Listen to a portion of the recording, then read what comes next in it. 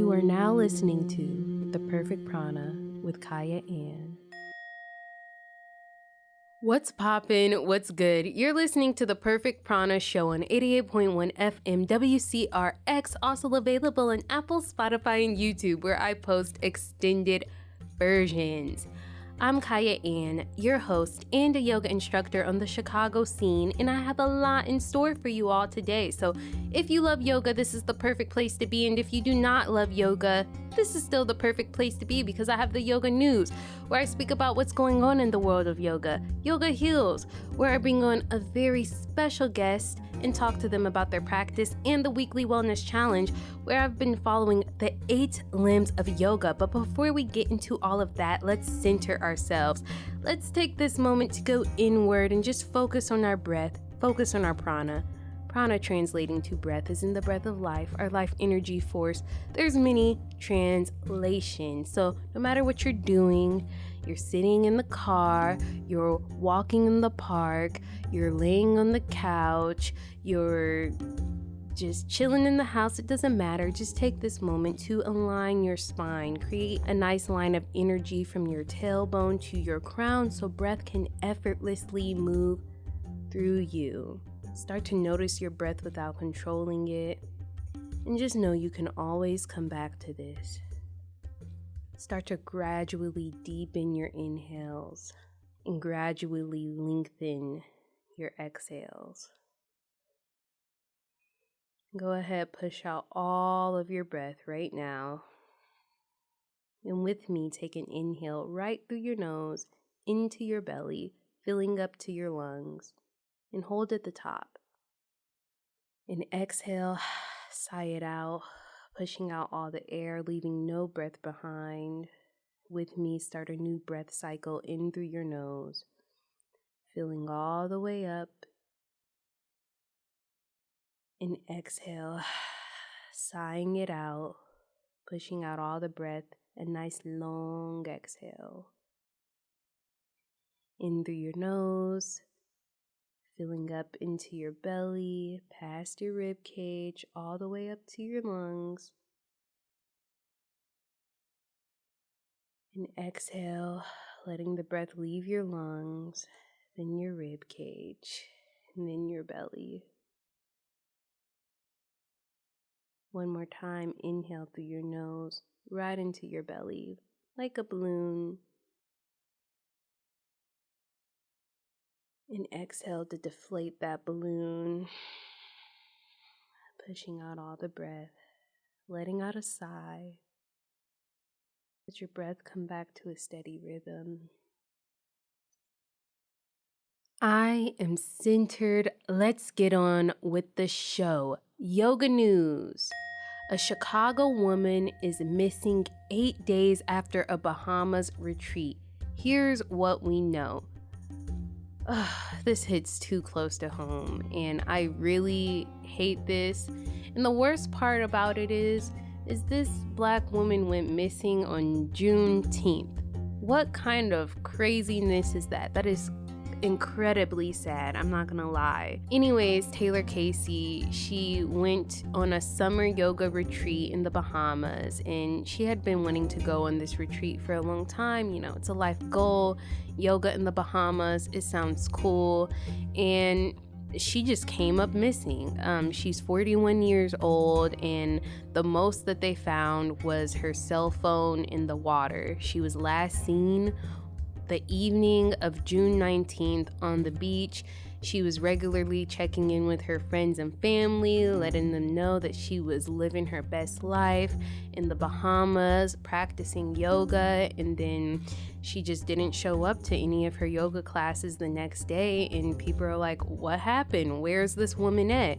The Royal Bahamas Police Force, they've been looking for her. They've posted a missing person flyer. The mom of Taylor said that she's going to take a trip to Bahamas to help search for her. Yeah, they've been saying that there's a lot of crime and violence going on in this area of the Bahamas with tourists and non-tourists, so who knows what happened. Like, you know, the most they found was her cell phone in the water, And that's all that I have about the case. Yeah, she's been practicing yoga for 15 years. I guess she travels a lot and does a lot of little adventures and stuff.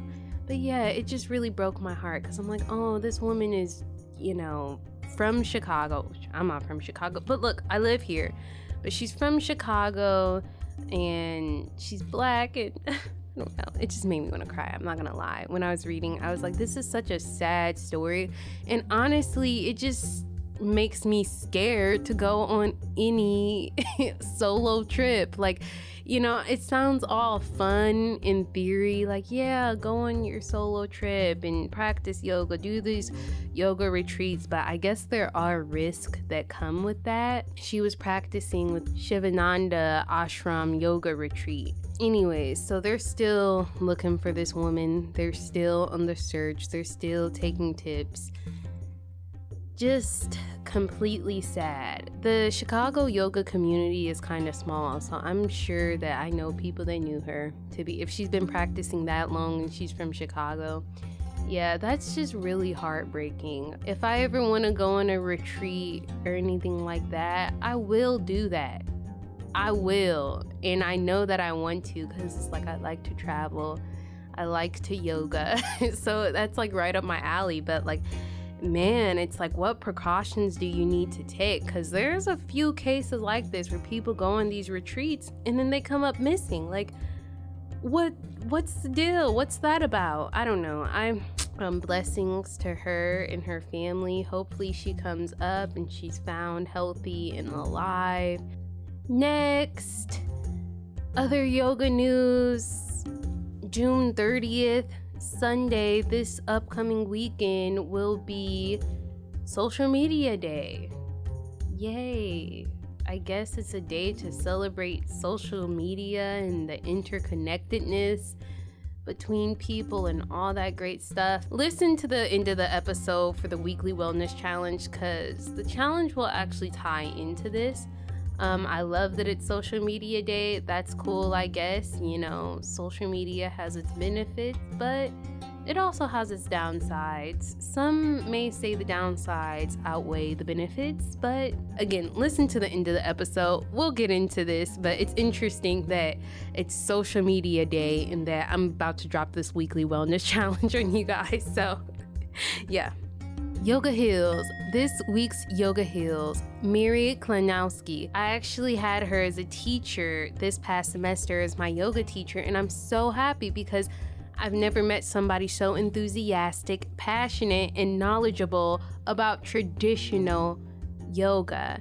She has a specialty in Iyengar yoga, Hatha yoga, and Ashtanga yoga. Her practice dates back to the 70s. She's done many teacher trainings, many workshops, including with BKS Iyengar himself. She has so much to share, and honestly, my introduction could not do her justice, so let's just get on with the conversation. First, I'd like to say thank you so much, Mary, for being with me today. I've been waiting to have a conversation with you for such a long time because you're just such an amazing yoga teacher and you really helped to transform my practice and to also just transform me as a teacher. So I'm like, okay, I know that you'll have a lot of great insight and just a lot to share if you come on the show. So thank you for coming on. So happy to be here. Thank And you. then, yes, how are you doing today? I'm doing great. The first thing I would like to ask you, I ask every single guest that comes on this show is, when did you start practicing yoga and why do you still practice yoga today? Right. So, I started practicing yoga back in 1984, and that's when I started practicing regularly. Now, I was introduced to yoga when I was 9 or 10 years old by my parents had a friend who had visited India and he came back to the States and he did a slideshow about his trip to India where he had met 300-year-old swamis and he talked about all of performing all of these amazing things that you could do, some of the siddhis, which if you know what that is, but that's about like knowing, that's those super kind of paranormal sort of attainments that can be had as you're doing your practice regularly. And he had experienced that and he brought it to the group. And he did some simple things like reading people's energies and stuff like that. But that was, I was 9 and 10 years old, and it blew my mind. And then later on in high school, I took a class that was a yoga class that was offered in our community college at College of DuPage back in the 70s. But then, it seems like every decade I just keep on, going back to, yoga. And so the 1984 was when I met Sudha, who was my guru, who was living sort of around the corner in this commune, this yoga commune that existed around the corner where I lived in an apartment in Lakeview in Chicago. And he changed my life. So, and why, and what's the other question? Oh, why do I still practice? Yeah, what keeps you coming back to your mat? I mean, I think everybody needs to practice yoga. I mean, in one way or the other, it's the only thing that really maintains like this healthy lifestyle that you're trying to get, and to calm down. We have such busy lives, and so it's just a time that you can dedicate to yourself to calm yourself down, to de-stress. It humbles my ego. Yeah, I have an ego. Yep. And it helps me manage my emotions. It helps me, with the yamas and the niyamas. I mean, basically, my practice really focuses on that. Trying to be, honest and open and pain free, just, it goes on and on. But, yeah, that's basically why I devote myself to it. And I do a lot of caring for others. I do a dedicated, yoga teaching and it seems like that's my path right now, more and more going towards, teaching to people who need it versus people who just want it. You know what I mean? Like these are people who like cancer patients, like people who are just like free yoga. I'm all into I'm all into this in this stage of my life. I'm not necessarily needing to, it to sustain, a living, financially. And so it's nice to be able to give back to the community in that way. So I'm doing my own practice for that. And then my own practice helps me focus on myself. And if you are a caregiver of anybody, or if you know anyone who's a caregiver, you know that it's really important to take care of yourself. And, you get on your mat and there's just this magical feeling, even if you just lie there, like for just that very beginning of like, let's center ourselves. Let's figure out where we are and focus on what your own needs are. And it's a powerful practice. And yeah, so I guess that's the answer. Long answer. Yes, first I'd like to say I have an ego too. Everybody does. I It's know. inescapable. As I've been doing this show, I just love discussions about ego. And it's really helped me to not see it as some evil thing. It's like something I need, but it's just like, it has a good side and a bad side, and it could like go either way. So it's just kind of trying to keep it balanced. And I love yoga for that reason too. I'll add to that too, because I read somewhere at one point, because Madonna used to do Ashtanga like regularly, back in the day, and she was said that the reason she did it was because it humbled her ego. And and that's somebody who really needs some ego humbling. I mean, if you're in that much of a powerful position, yeah, do some yoga. Yeah. That is something to think about. Like all people in positions of power, it's good to practice yoga. So even like when you think about it, all parents need to practice yoga because that's an automatic position of power. It totally Um, is. so Teachers, everybody, yeah, doctors. You're there on the mat and you don't know each other. You're in a yoga class. You don't know each other. You don't know what each other does for a living. You don't even talk to one another really. You're just practicing. Yeah. I definitely find me realizing that I can't do it all is kind of like the ego humble, just like a little bit of failure, but like knowing that doesn't say anything about me. It just means that I have something to work on. So that's just such a nice aspect. Like I can fail, but I can still be grateful and like love my life and just all those amazing things. Santosha. Yeah, pretty much. And that's why I love yoga. Every single time I'm having a philosophical question or philosophical conversation with somebody like in my family, it just I'm like start talking about yoga. I'm like, "Well, in yoga it's like this," or I'm like it's just a perfect metaphor for life basically. Yeah. Just And yeah. really what you practice on your mat reflects in your life. So you can't help it.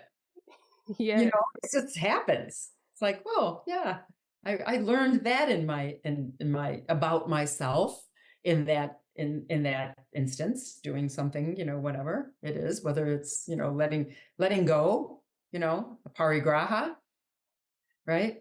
And not coveting things that you want, you know, learning what it means to let go of that and that attachment to that expectation of what you think you should be able to do. Yeah. And saying hello Definitely. too and accepting where you are. It's the yamas and the niyamas are so, so rich. And it's throughout culture. It's just like the basics of life, honestly. Just the disciplines of life.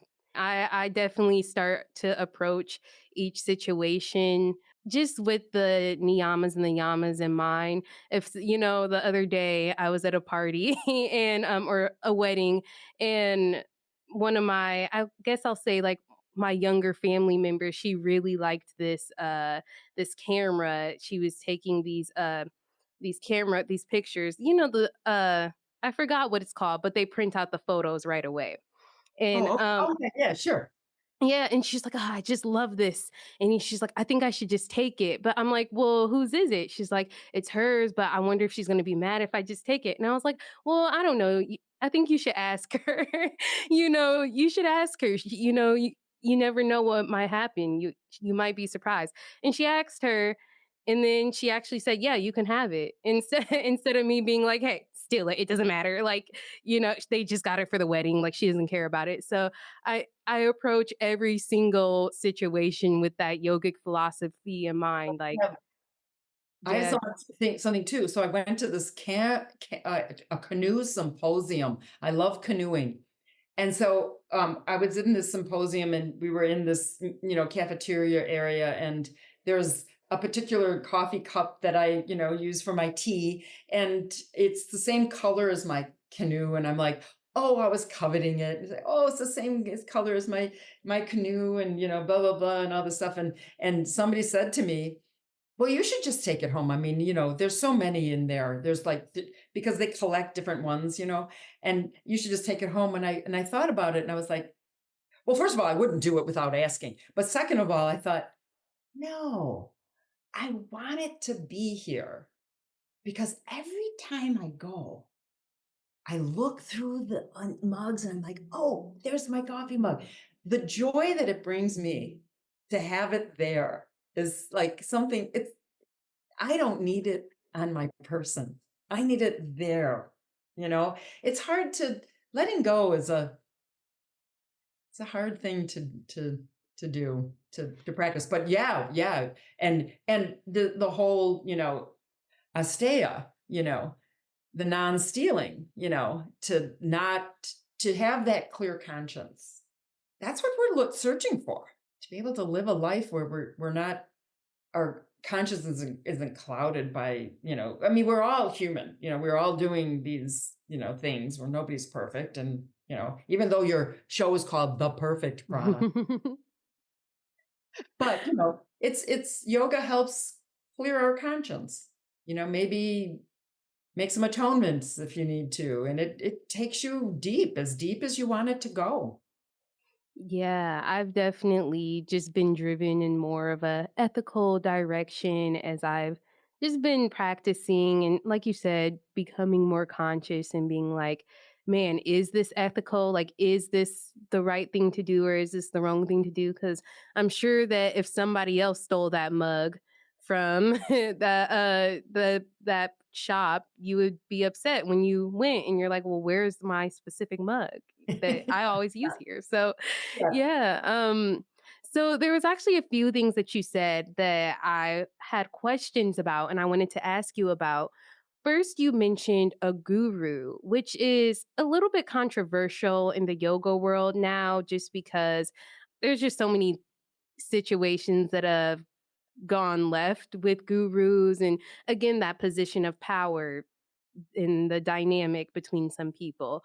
But could you talk a little bit about your experience with your guru?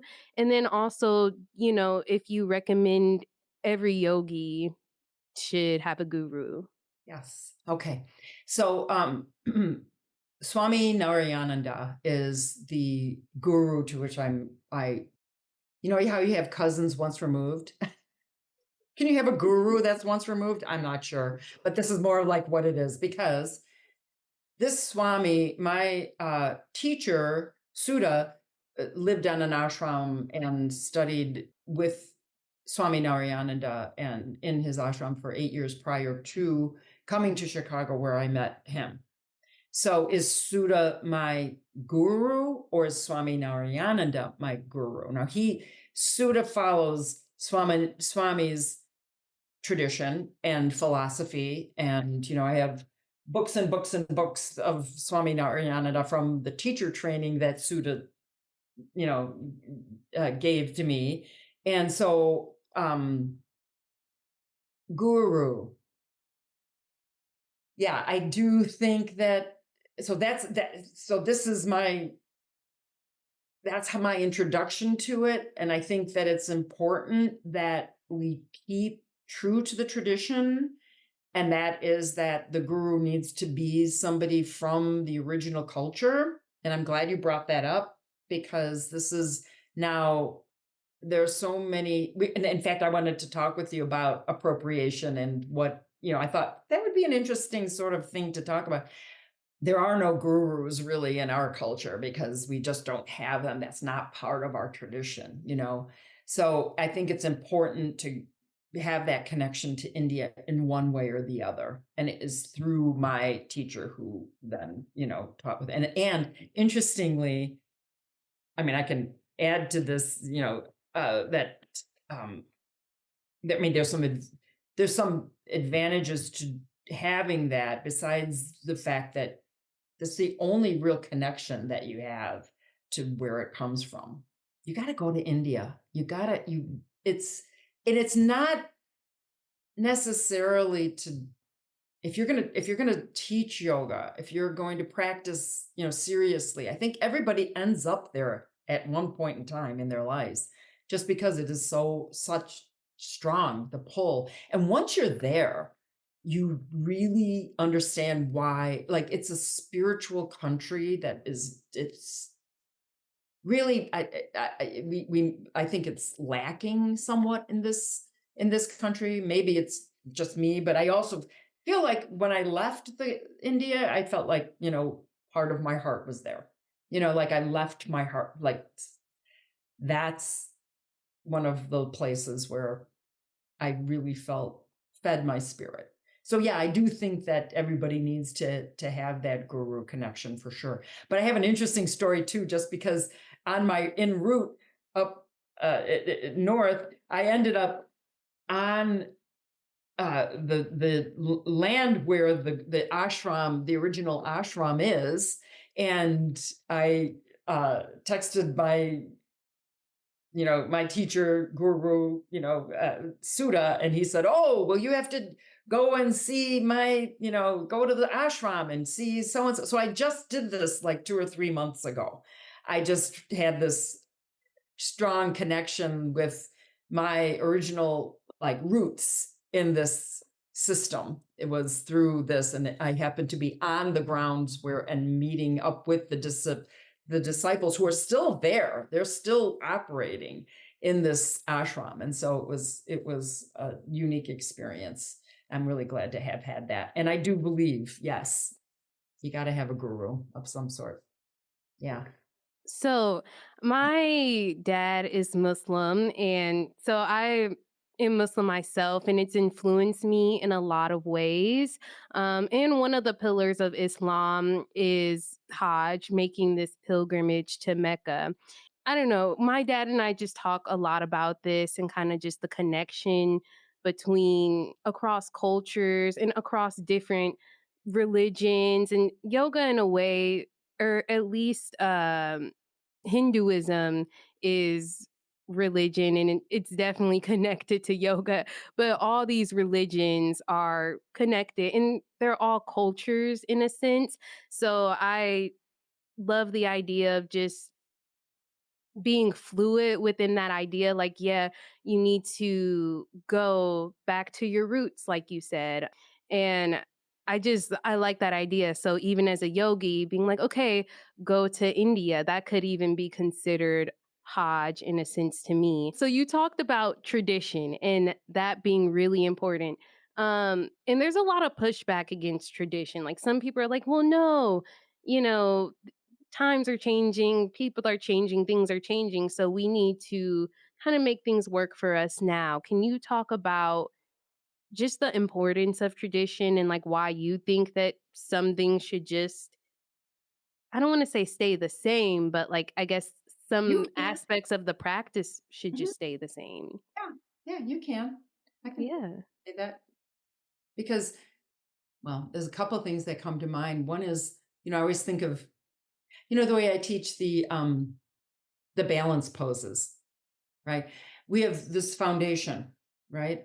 And it's always important to keep your foundation because if you don't have a strong foundation, then when you reach out and you do things and you make changes, which I think we're creative people.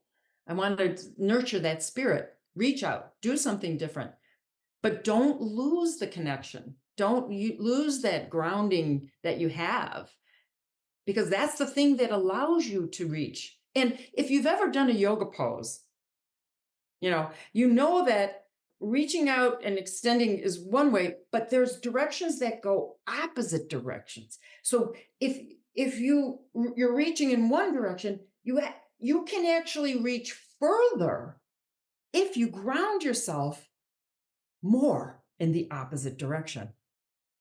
So I think it's really important to keep that in mind when you're making the changes. I think changes is important. I mean, I've looked at some like old yoga texts. I have these things from, you wouldn't believe my, some of the yoga books that like, really, this is what they thought was an important thing. And it's really just like simple things like, you do triangle pose, with your feet parallel to one another versus in that direction where you're going.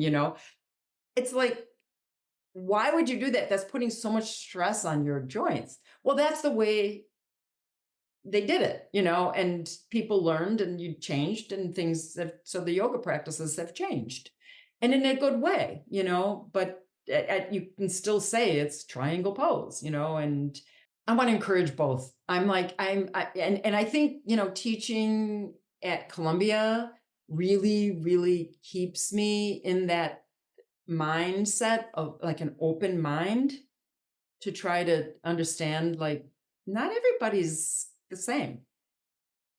No, everybody's going to some people are going to be turned on to about with some certain things, but that's not going to turn everybody on. You have to sort of keep your mind open so that when change is presented in front of you, you can consider like anything, like taking the mug, like taking the camera.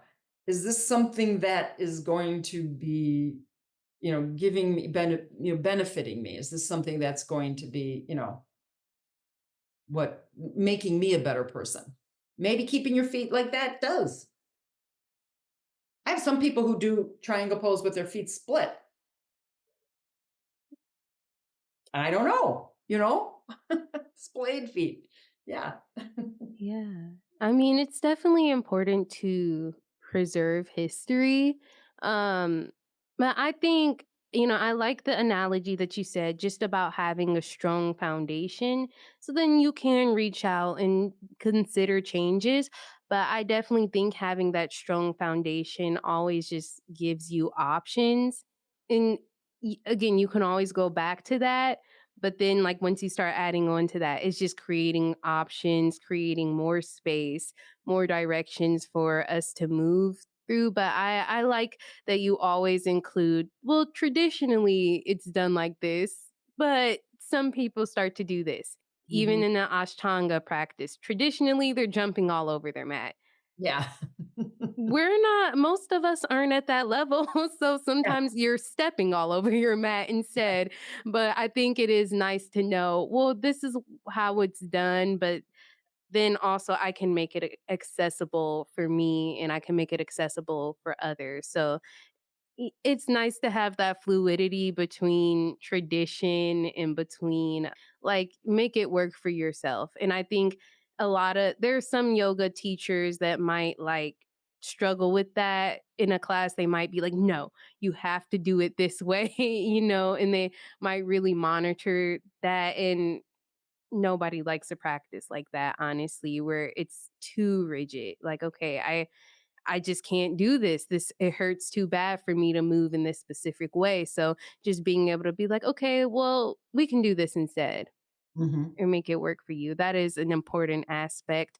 And that's compassion or like empathy, being like, okay, because you have to change with the circumstances sometimes. So, Yeah. yes. My cancer patients have really taught me that. So I teach cancer patients, and so, one of the first things that I teach, and I can, is an acceptance of where you're at. This is, as you know, we bring it, I brought it into the class as well. But, that's an important part of, when you have a changing body and you have, like, in your aging, or you have an injury or an illness or something like that. This is, you can't do the things that you thought you could do. I had a marathon runner who came in, first time she came into class, she's like, you know, and I just, I could feel her energy was great. She was very, very dynamic, but she was also ready to push herself to the point. You know, and at a certain point, I said to her, would it really matter if you don't ever run a marathon again?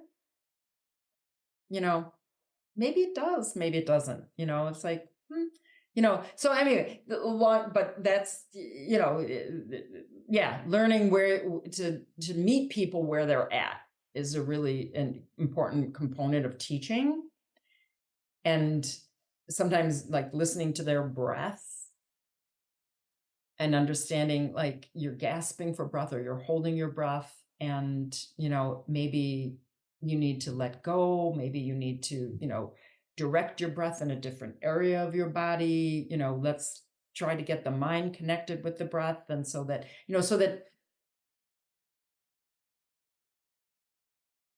again, you're meeting people where they are you know Yeah.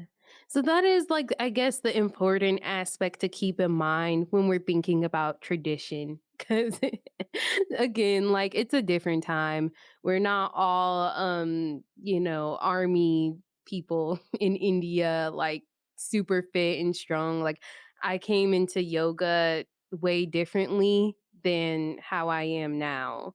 So the things that I do now, if I tried to put that on myself when I first started practicing, or even, when I was little, I would be like, no, that's not going to happen for me. That's impossible. So, and that is the nice thing about yoga is like, it's just, there's always a progression. There's always a regression, always a progression as well. So, I just love that. There was something, yeah, I was actually going to ask you because you had mentioned earlier, you think that everybody should have a yoga practice.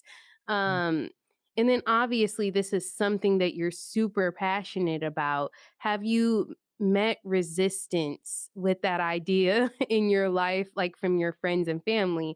Because I'm sure you're like, hey, friends, family, everybody practice yoga. How do your loved ones do with that? deal, or I guess, yeah, how do they respond to that? Are they like, yeah, we're on this hardcore yoga practice too, or See, well, I can tell you that I've been practicing for so long that my family is just, they just accept it. I mean, it's like it's not do any of my siblings or anything or practice yoga not regularly. That's not really in their thing, but that's okay. So back in the day, back when I was first starting, back when we didn't have yoga sticky mats and there was no yoga clothing and all this stuff, we yoga was just so weird. Like people, like I would tell people I was doing yoga and they would just, I mean, they didn't even know that there was asana work. Now everybody thinks yoga's asana, you know, but back then, 40 years ago, you tell people that you're doing yoga and they would be like, what is yoga? I mean, they really didn't even know. So things have changed a lot since then. I think, you know, I guess the thing that I come up against is not so much people like resisting the yoga so much because they oh, I know yoga is good for me, but I can't do, that kind of thing. I just, I can never do it. I can't do yoga. And it's just like, what? Everybody can. If you don't think that you can, maybe you don't have the right instructor. Find somebody that you really connect with. And that's the person that you can, then you can learn how to do it. And so I think the resistance that I think that I'm finding now mostly is not, there's that type of thing where everybody thinks they have to be this, and do these poses where they can't, and they can't modify. There's resistance in the whole learning about the other limbs of yoga. And I think people are really stuck on the asana practice.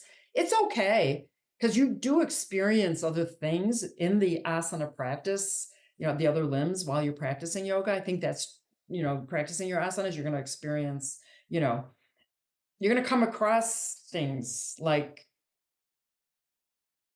truthfulness and honesty about yourself, like, an acceptance and contentedness and letting go. And, there's just so many things that you're going to find yourself coming face to face with. And, but to try to get, I guess the resistance is to try to get people to understand the deeper side of the yoga practice. But I think also if people just practice regularly, they'll get there because I think you just are going to want to be there. You're going to want to go further. well, yeah, so I was just curious about that. Cuz I'm like everybody should practice yoga and I want all my friends and family to practice it. It makes me feel so good. I want to give this to everybody. I want everybody to experience that, but it's still kind of like, well, that's just your thing. But I they'll do it every once in a while. But it is just a really important movement practice for me. I just feel like it encompasses so much Can I say between. this though? Whether or not you're teaching your family and friends yoga, the fact that you're practicing yoga and they are in your presence at any time, they're experiencing your practice through the energy that you're giving, that quietness, that calmness, that focus, that sense of, let's think about this. Do you really want to take that without asking first? That type of person that you are, you're, because we are all just energy. And here you are exuding that energy to those around you. So That you're doing yoga with them, even if you're not doing asanas. Yeah, that's a really just cool way to think about it. And that is important because it's like we really do impact those around us. So that is just, it's always important, like try to be the light, try to be I guess as centered as possible, or really just as balanced as possible. Because People can feel that, and just it's very selfless sometimes to like really show up the best that you can, just so you can be the best you can for everybody around you. Yeah, I love people like that as well, that are very just centered, or really make me think about things, and they approach things just very sensibly. Mhm. Actually, I have 2 questions for you. First, I wanted to ask you what you're working on currently within your practice, Mhm. and then we'll get into my next question later, but it was about enlightenment. I feel like you would have some great insight on the subject of enlightenment, the last limb of yoga. So, but first we'll start, what you're working on within your practice right now. Okay, so in my personal practice, so each day is different. Every day is different. You get on the mat and you just, oh, and I think as I age, it's really has so and as with an aging body, it's about sort of maintaining your physical strength and flexibility. I mean, for the asana work, it's really getting on the mat and just making it a discipline. And I think that that's, and again, being, open to changes and letting yourself reading your body and letting yourself, do things differently because that's what you feel. And and not just to make it, luxurious, which it is needs to be a pleasant practice because otherwise, why else would you do it? Right. But also to know that it is a discipline and that you really do need to work on certain things. And so, um, to keep maintain it. And, you know, I think when I was younger, like in my 20s and stuff, and I was putting my feet behind my head and I was, this was all, this was the big goal. And, I would just worked so hard at doing that. And then there were times where there's a time where I just recognized that's just asana work. And I don't have to be, so caught up in that to know that there's so much more to it. And I guess when I turned 50, I probably in my 50s was when, you know, I was in a workshop and, people afterwards were asking, how was your practice and everything. And I remember saying to somebody, oh, it was really great. I didn't hurt myself. And they looked at me like, what? And I'm like, yeah, I realized it was really like was a himsa. Like my practice is a himsa. It's about keeping nonviolent to myself. Like what can I do? What can I do? And what can I do in a way that's, not going to cause any pain and it's going to actually, benefit me physically and psychologically as well. Um, so, and I would say in my 60s, I spend a lot of time caring for others. And I would say my biggest challenge really is getting on the mat. My biggest challenge of my whole day is getting on the mat. Once I'm there, I'm happy. But to try to find and devote my time. So that's my biggest that's my practice. That's my devotion right now is to the discipline of the practice. Yeah, that is important. Like when you are caring for others, you are teaching. It is kind of like you still have to again do the practice for yourself. It can be challenging just to get on the mat when you feel like you're spread thin between other areas. You're caring for other people, so it's hard to be like, okay, now let me care for myself. And it feels a little narcissistic. It feels a little bit egoistic to do it. But once you're done and you realize this has made me a better human being, and then there's that whole idea of that energy that you're sending out. into the world and to those around you, and that they can benefit from that. Rather Yeah. than having you going around like, "Ah," like, you know, scaring people because you're just so tense, you know?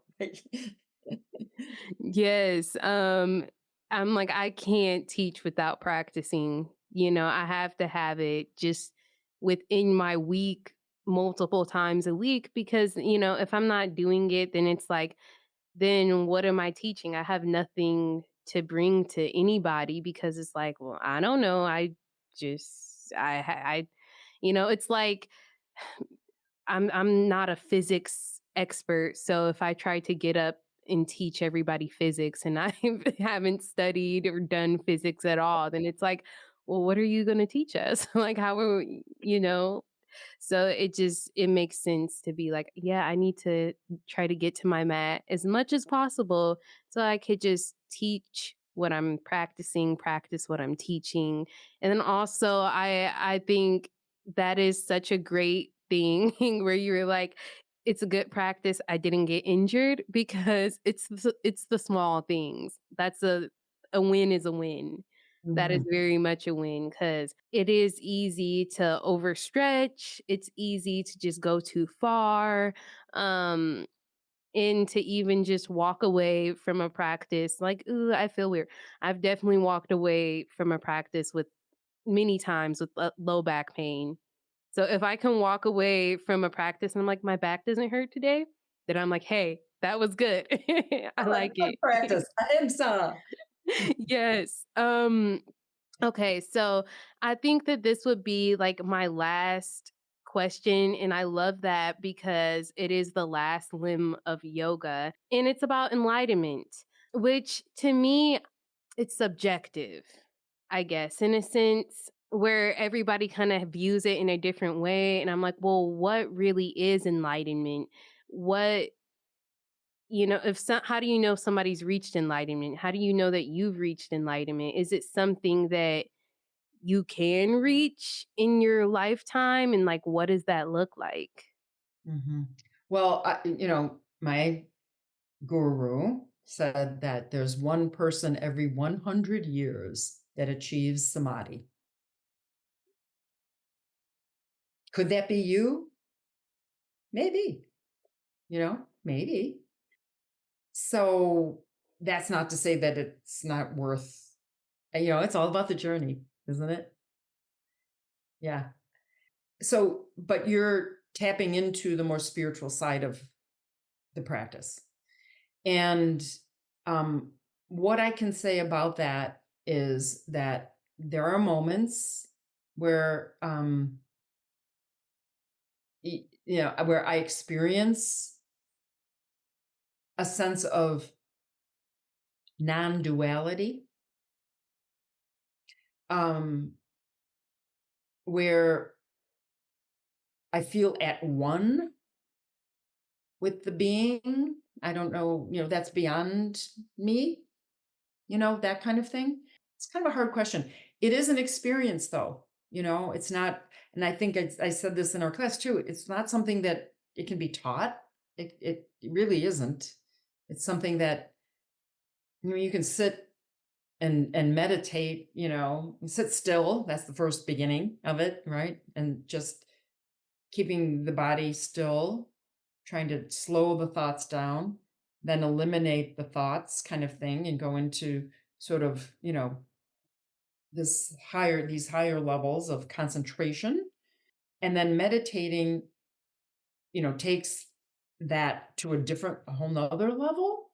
But I do believe that even just sitting still and trying to concentrate and trying to find that and experience that moment of non-duality, that moment of true existence, that pristine sort of consciousness.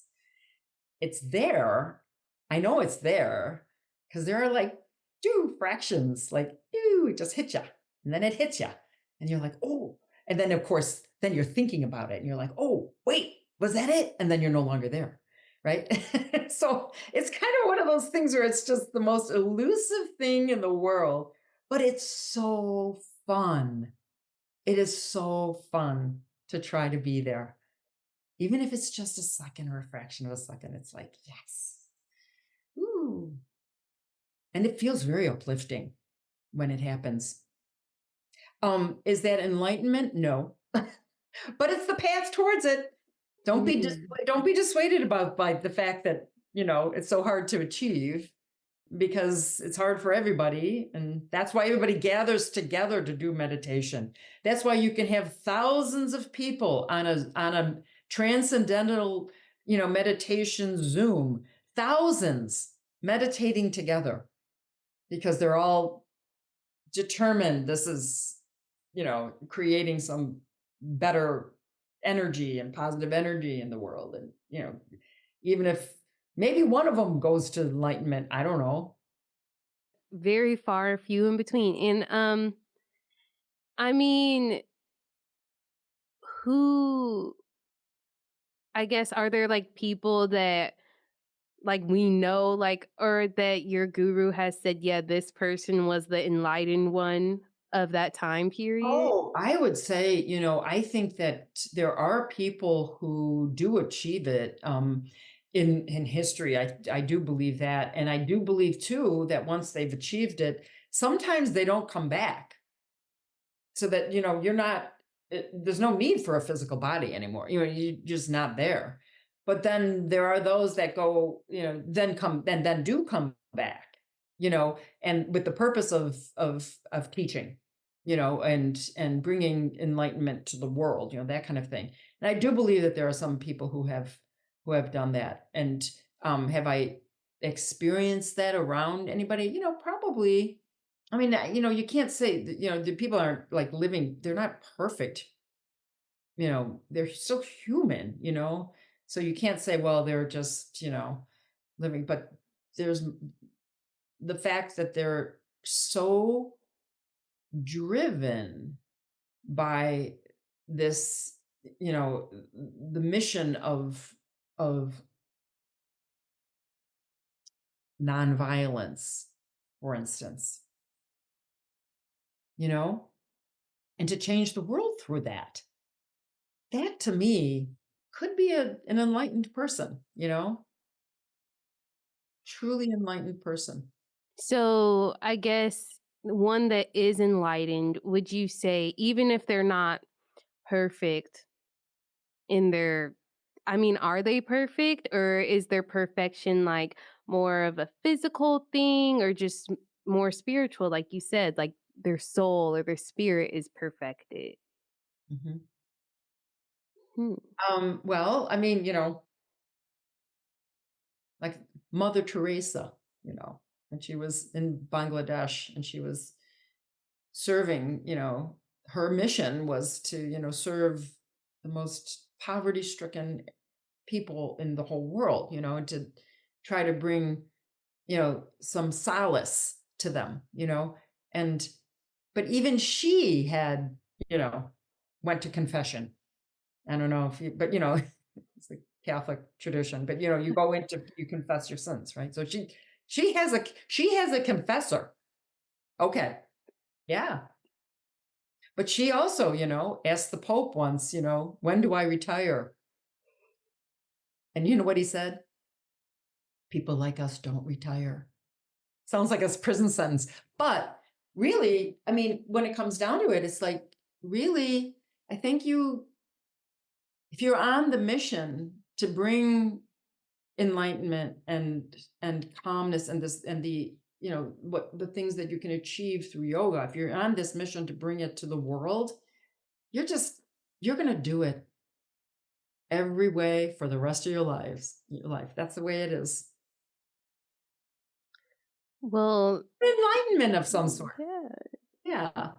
Thank you so much. I mean, like I said, everybody kind of seems to have a different take on what it is or like interpretation or like you said, the topic in general, it's just elusive. Like, how do you know that oh, you're enlightened, or this person is enlightened. And people claim to be enlightened all the time. They say, I'm enlightened, I'm the enlightened one. And maybe even in the yoga world, a lot of that has gone on, but it's just like, well, what really is it? And then also, if you do all these limbs of yoga, will you reach it? I did all the disciplines of yoga. I made sure I didn't steal today. I made sure I cleaned up, and I y- I studied myself, I studied people before me, so then it's like, well, at what point, are you enlightened? But uh I like how you really drew attention to the fact that it's really about serving people, bringing that light to the entire world, especially those who need it. So again, it's just something very selfless. But yeah, it's just an interesting topic to see what different yogis have to say about it, cuz I've been curious about it, just even like looking at the 8 limbs of yoga. So yeah. In a great last question, because I'm like, it's the last limb. Um, Well, I feel enlightened around you. well, thank you, Mary. I definitely have been enlightened by you. Just because, again, like I said, you really impacted my practice. And I'm just so glad that I got to take your class this past semester. It was like yoga teacher training point two. Yeah, like 2.0. Like I was like, okay, just really took me deeper into my practice. And then just it's another tool in my belt so I could just keep growing and just keep learning. And yeah, so I love that. Before we get off this phone call, I am going to ask you to lead us through a quick pranayama for the radio. And I'm the one I was thinking about this, and the one I chose, I was like, which one should I do? And I really, like I said, reconnected with my original teacher and his guru at the ashram. And so this was like way back when. This was the practice that the pranayama that he would bring, and I'll never forget it. And it's a breath. It's called the complete breath. And so the first thing to do is and we're going to do it from an upright seated position, right? But you can do it lying down as well. And sometimes when you're first teaching it or learning it, that you might want to do it lying down. But I want you to take a hand, it doesn't matter which one, just bring it to your abdomen. And then just breathe in and out and let the breath come without any control. Because what I want you to do is just to feel how, when you breathe in and out, how the belly moves. So as you inhale, there's an inflation. And then as you exhale, a deflation of the belly.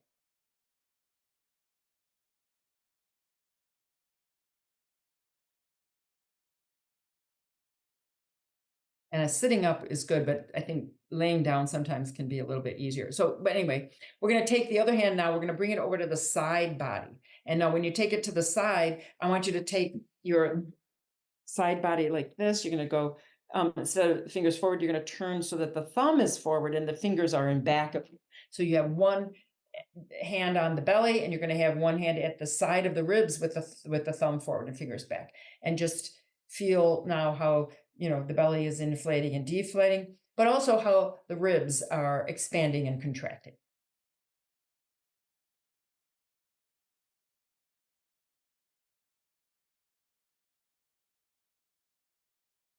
And so then you're going to take the hand from the belly, you're going to bring it to the chest up by the collarbones. And again, as you're breathing in and out, the belly's inflating and deflating, and the ribs are expanding and contracting, and then the chest is rising and falling.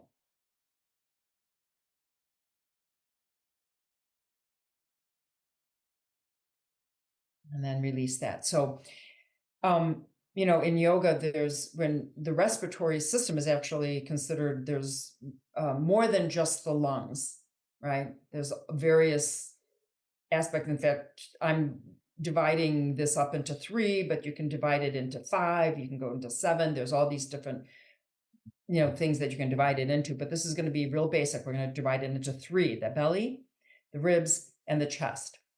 So just let the hands rest on your knees and keep the spine nice and long from the tail to the crown of your head, and close your eyes. And we're going to focus first with the breath just on the abdomen. So exhale first, normally. Breathe in and breathe out. And just feel the belly inflate as you inhale and deflate as you exhale. Breathe in the belly, 1. Exhale through the belly, 1. In the belly, let it inflate, 1, 2. Let the belly deflate as you exhale, 1, 2. Breathing in the belly only. You're going to breathe in 1, 2, 3. And then exhale, let the belly deflate, 1, 2, 3. Starting in the belly, you inflate, 1, 2, 3, and then take it to the very bottom of the ribs as you're expanding the bottom rib cage just a little bit. Then exhale and let the ribs contract, and then let the belly deflate, 2, 3, 4. Breathe in the belly, 1, 2, 3. In the ribs, 4 and 5, all the way up to into the armpits.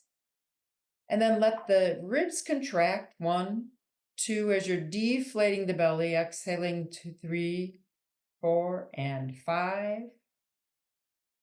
In the belly, 1, 2, 3, ribs, 4, 5. Now take it all the way up to the chest, to the collarbones on 6. And the chest falls on 1. The ribs contract, 2, 3, and the belly deflates, 4, 5, and 6. Start in the belly, 1, 2, 3, ribs, 4, 5. Let the ribs contract, 1, 2, belly deflates, 3, 4, and 5. In the belly, 1, 2, 3, to the very bottom of the ribs, and 4. And contract the ribs on 1, belly deflates, 2, 3, 4. In the belly only, 1, 2, 3, and exhale, 1, 2, 3. In the belly, 1, 2, and out, 1, 2. In on 1, out on 1, and then let the breath take care of itself. And remember to use complete breathing throughout your day. Thank you.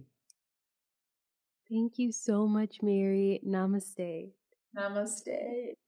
Weekly Wellness Challenge. Brahmacharya, the right use of energy or chastity. Celibacy, there's a few different translations or interpretations. Brahman being the creator in Hinduism or in yogic terms, and behavior that aligns with Brahman, so with the creator or with God. There's different thoughts for that. There's something that I want to note, actually. I brought in my book from this past semester. One, because I interviewed my yoga teacher, and I'm so glad that I got yoga the Iyengar way, just because it's just packed with information. I like how it's set up and just gives a systematic approach to each pose, but also to each limb of yoga.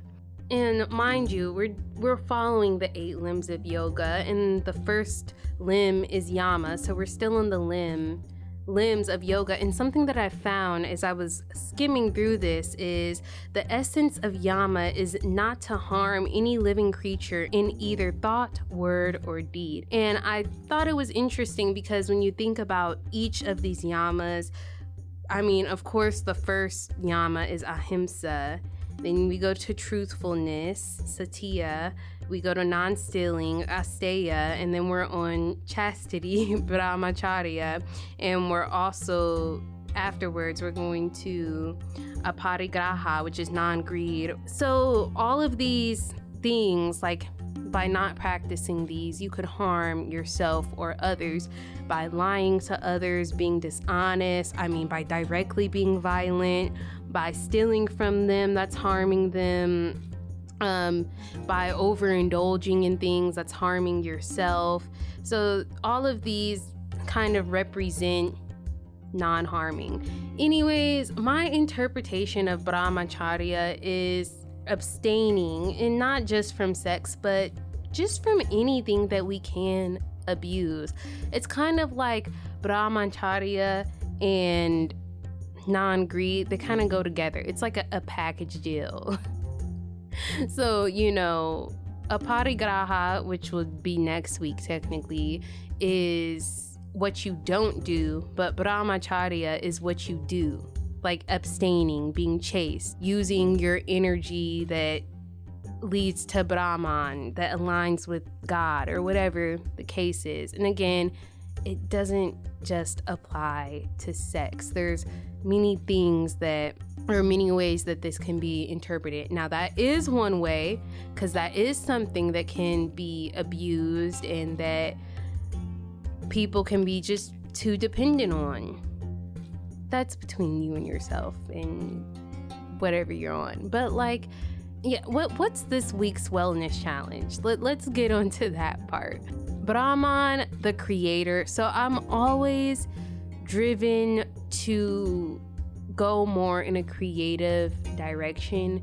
Creating is so important for everybody, and we all are creators, whether we know it or not. Like, we all are inherently creative. That's within all of us, but sometimes we just get too wrapped up in the world, and we have to remind ourselves to create more, consume less. And honestly, that's just kind of what you have to do for any goal in life. You have to find ways to create more and consume less. When we're in the mindset of creating, we're adding to the world, we're being in touch with our Brahman, our godliness, our divinity. Let's do like a creative weekly wellness challenge. This is gonna be a challenge for me.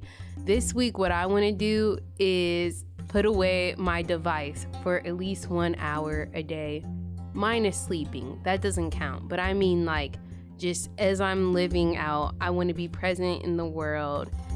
And I feel like putting my device away will help me be more creative with my time and use my time. And again, giving that time to myself, put my device away for 1 hour. It doesn't matter what I'm doing. I could be cleaning, I could be just out and about walking, I could even be talking with somebody. Like, it doesn't matter, but no matter what, I'm not on the phone. I'm not talking on the phone. I'm not scrolling on my phone. I'm not watching something.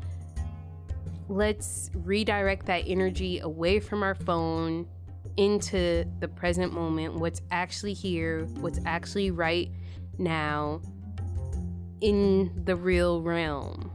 Mostly everybody needs that, because again, our devices, it's just another form of consumption that I am tied to, that a lot of us are tied to, which is, it is what it is. But take an hour away from that, give an hour to the present moment. I feel like that's something that will help with creativity automatically. Gotta find new things to do. So in a way, abstaining from being on my phone for just a moment, because The hours spent on my phone is crazy between just watching stuff, talking on the phone, and again, that's fine. Like, I love being connected to people and seeing what's going on in the world and all that stuff. But yeah, and okay, I said earlier, funny enough, listen to the weekly wellness challenge because Sunday is World Social Media Day or National Social Media Day, whatever it is. And I'm like, yeah, I'm going to take a break from my phone from an hour. And that's how we're going to celebrate that. Because it's so necessary. It's so necessary. Before I go, let me leave you with a quote. And I'm taking from my book. Technically, it was my textbook for this past yoga class, but Yoga the Iyengar Way. It's good to open this up and just look through it because, again, there's so much in this book, so much information, and it's really helped me, honestly. I can open up any page, try any pose, and look at the cues, and I'm like, okay, it just helps me understand postures deeper and understand anything deeper, any yogic thing deeper. Yeah, anyways, yeah, I love this book. So I opened up to a random page, 168, and speaking of Brahman, this is the quote. The purpose of creation is to serve the individual being. I mean, of course, there's more information after that, but just sit with that. Let that marinate. Creating is for the individual being. It serves us. I mean, all of these limbs serve us, but sometimes what we create serves others, but it definitely serves us. I feel like people that are in that creative spirit, they get it. Everybody knows, like, when they're creating, when they have their thing, they're creating music, they're creating art, they're creating food, they're creating whatever the case is, whatever they're creating and they're being present with, they know that it serves them. Everybody knows that. Like, it's an experience everybody deserves. Everybody deserves to be creative, in touch with their creative spirit. Yeah. Sometimes the only way that people get in touch with their creative spirit is when they're creating children, which is funny because this limb of yoga is about chastity. But there's so many different interpretations for that in this modern world, but maybe it just is what it is, and we all need to accept that sometimes you need to abstain from that. Thank you all so much for tuning in to the Perfect Prana Show on 88.1 FM WCRX, also available on Apple, Spotify, and YouTube, where I post extended versions. To keep up with me, follow me on Instagram at consistently Kyah, consistently spelled with a K, Kyah spelled Kyah. With that being said, the divine in me bows to the divine in you. Namaste.